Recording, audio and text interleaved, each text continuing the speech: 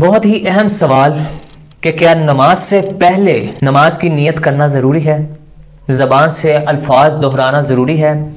اکثر ہم دیکھتے ہیں کہ لوگ نماز سے پہلے نیت کرتے ہیں کہ اگر فجر کی نماز پڑھ رہے ہیں تو فجر کی نماز کے لیے، یا اگر کوئی ظہر اثر کوئی بھی نماز پڑھ رہے ہیں تو اس کی نیت کرتے ہیں۔ مثال کے طور پر اگر فجر کی نماز ہے، اس کی 2 رکعتیں ہیں تو نیت کرتے ہیں کہ 2 رکعت نماز فرض پیچھے اس امام کے منہ میرا کھانا کعبہ شریف کی طرف، یہ نیت کرتے ہیں۔ لیکن کمال کی بات یہ ہے کہ جو بندہ نماز سے پہلے اسے نماز کا حصہ سمجھتا ہے، اسے ضروری سمجھتا ہے کہ نیت زبان سے ادا کرنا ضروری ہے، وہ خود بھی اس چیز کا ثبوت کسی بھی قرآن و حدیث کی کتب سے پیش نہیں کر سکتا کہ یہ کہاں پہ درج ہے۔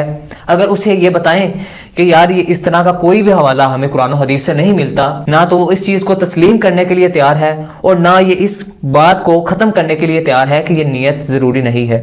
ہاں، نیت سمجھیں کہ نیت کسے کہتے ہیں۔ نبی کریم صلی اللہ علیہ وسلم نے فرمایا کہ اعمال کا دار و مدار نیتوں پر ہے۔ اب نیت کہتے کسے ہیں؟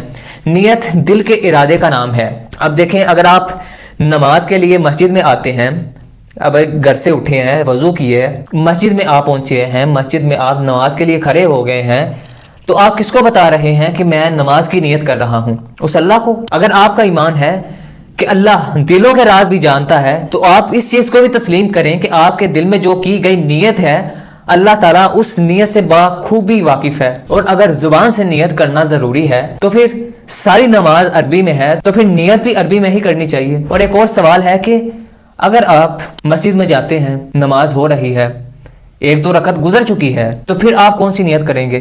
یعنی کہ آپ اگر نماز جماعت کھڑی ہو گئی ہے، آپ نماز کے لیے کھڑے ہونے لگے ہیں، نماز کے لیے آپ نے اللہ اکبر کہہ دیا، اس سے پہلے آپ نیت کرتے ہیں کہ میں نیت کرتا ہوں 2 رکعت نماز پیچھے اس امام کے منہ میرا کھانا کعبہ شریف کی طرف، یہ سب کچھ بتانے کے بعد آپ اللہ اکبر کرتے ہیں۔ تو سوال یہ ہے کہ جب آپ لیٹ ہو جاتے ہیں، جماعت میں 2 رکعت گزر جاتی ہے، پھر کون سی آپ نیت کرتے ہیں؟